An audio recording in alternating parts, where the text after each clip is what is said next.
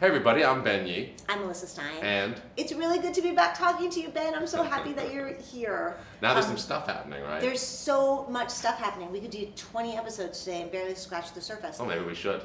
We could, except I know that you have things to do. I'm sure Oliver has things to do too. But one thing I wanted to talk about was actually a twofold story. It was Cory Johnson's State of the City. Yes, he said a really big thing. He said a huge thing, which was basically that the city is in a transportation crisis. Yes. Which it is. But his entire State of the City was only about that. Yes, and as long as that was, there's 104 more pages about it in a document that his office produced. Yeah, you can find it online. It's really interesting. And I have to say, I was honored to be at that meeting. And it was fascinating. And his plan and proposal are really well thought out and logical and make sense. I can't imagine. We can get into it.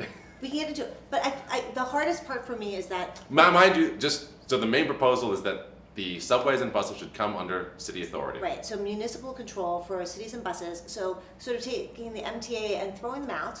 And then his... But not the commuter rail.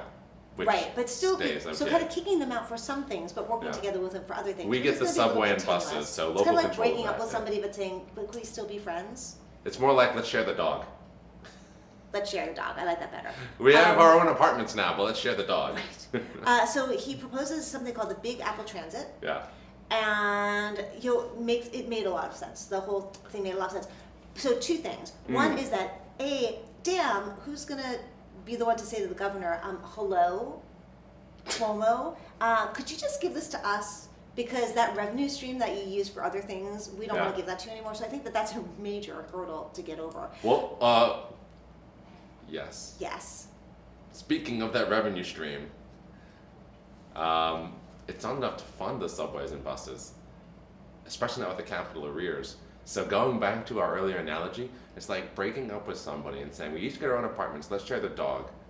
Also, I can't afford rent. So it's a cool idea. Sell. And I was challenging to sell that, right? Okay. I was talking to some of them, and they were like, yes, but it's aspirational. You have to have big ideas. I was like, yes, it is aspirational, but impractical.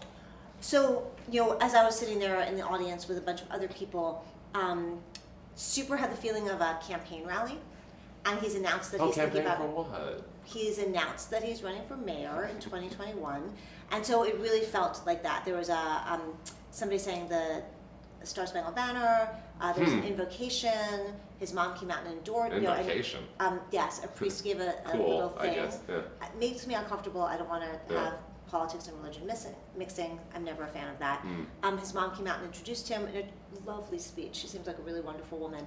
But it really had the feeling of, I'm announcing I'm running for mayor sort of thing, except he already had. Yes. And so it was interesting that in the State of the City... you can't make a government function a campaign function as well. Right, so. But it had that feeling. And so did the aspirational nature of this, in that if you're going to run for something like Elizabeth Warren saying, I'm taking apart Amazon and Google... But she could do that as president. Right. But it's a very large statement that's a good talking point. I want to take over the MTA. You know what? That's a great talking point. Whether it's really viable or not, it gets people realizing that you're thinking about big picture stuff. I mean, he wants to do an oversight of city streets every 5 years. That would be good, though. And I'm all for that. I don't know if there's ever been an oversight of city streets. The city doesn't plan. This is what I was saying every day in the public advocates race. Right. But the city does no planning. So he is talking about planning. But the other thing that I wanted to talk about in this very condensed, dense segment is that at the same time that he's making this aspirational speech about taking over transportation in the city, we're having a transportation crisis on 14th Street. L train, which I love to talk about, and I'm part of the 14th Street Coalition. But now that the L train project has changed parameters and they're no longer closing everything 100% for 15 months, the issue has become, okay, so there's going to be a different plan for underground, but what about above ground? Yeah, we just painted all this stuff on the street. We painted all this stuff on the street specifically because of the shutdown. So we've got the shutdown's not happening. The two big things being? Well, the two big things are we have bike lanes that hadn't been there before, and we also the have the busway. Yeah. So the challenge is that nobody's been particularly clear about exactly what a busway is. So if you ask different people, what is a busway? Is it a lane only for buses? Is it meaning that all other traffic is off of 14th Street and the busway is for buses only? Like, nobody's been clear about that. Yeah. So those are issues that all have to be resolved. And the MTA and DOT held a meeting the other night that I was at about... Their idea being that these things should stay. They should try them anyway, despite the fact that the L train is not shutting down. They're looking for community input, because the agreement was when the L train project was over, they'd come back to the community to discuss what's going to stay and what's going to leave. Now that it's not happening, the discussions are happening now. What's going to stay and what's going to leave for things that haven't even started yet, but they've been painted and sort of put into place. Right. So we found out at this meeting the other night, when we had thought that traffic was still going to be allowed to go on 14th Street all the time, buses and cars. Now the opportunity is still there for them to say, you know what? Right. No through car traffic. Right. So their plan is to like try and give this a shot. It is. And Cory, thankfully said, hey, that's not okay. We told residents when this started 3 years ago that there would be community input about what's going to happen when the project was over. And by saying, we already painted it, we're leaving it in place is not fair. So he's getting pushback from transportation alternatives and other people. Mainly on the bike lanes. Really not even on the bike lanes. They're saying that bus traffic will work much better with a straight up buses only. But you know what? It's really you interesting. can't argue with that, sure. But you know what? I've lived downtown for a really long time, and the 14th Street buses can often suck. Nobody's ever said a word about it. Now suddenly everybody's clamoring, we need better busway, we need to go faster. Really? Because where were you for the past 23 years that I've lived down here? My child went to school in the East Village or went to middle school on 20th Street and it took forever to get through.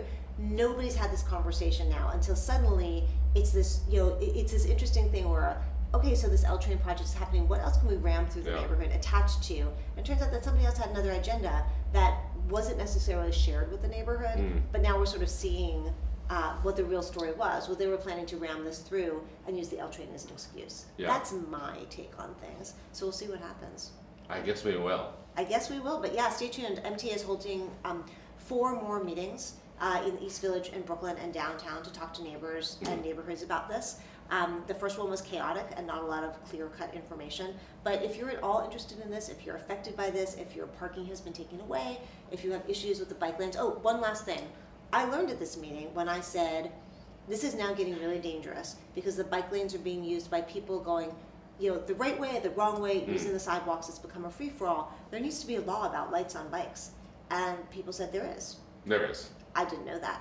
Nor apparently do any of the restaurant delivery people, because I've never seen them with lights on a bike. So when I was almost... Well, you have to have lights or reflectors. Lights in the front, lights in the back of the bell are required by law. You do need the bell. That's right. You do need a bell. So now when a delivery guy comes the wrong way on 12th Street, electric bike, at night, no lights, no bell, and I almost got hit, somebody's got to do something because the streets are getting less safe.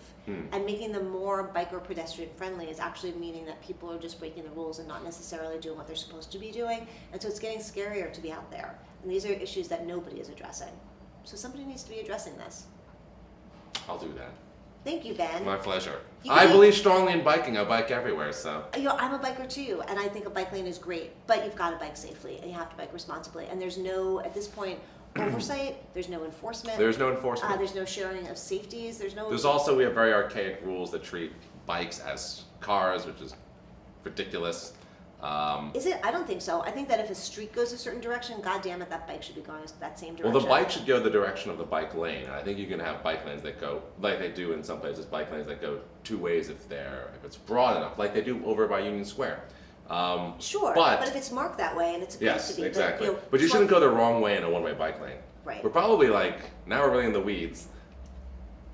And we're probably well over time. We are, but I'm just going to quickly say that what's happening now with these new bike lanes is that FedEx will put park a truck. Yeah, they will. So now the bike lane has basically become standing parking. Yeah. So bikers can't necessarily ride in the bike lane because now there's all this open huge space. annoyance. So they dart into the street, into traffic, or hop up on the sidewalk. Yes. So it's creating more of a challenge, and then nobody is overseeing this or saying to somebody, okay, UPS, you can't sit there. A $65 ticket is not a deterrent in any way. And then nobody is saying anything to the bikers like, okay, this is now dangerous. You person that just hit that dog, or ran over a leash, or knocked over the person with the walker. Did that happen? It did. It's getting really messy and dangerous out on the streets, and I've never once seen anybody out there doing anything about it.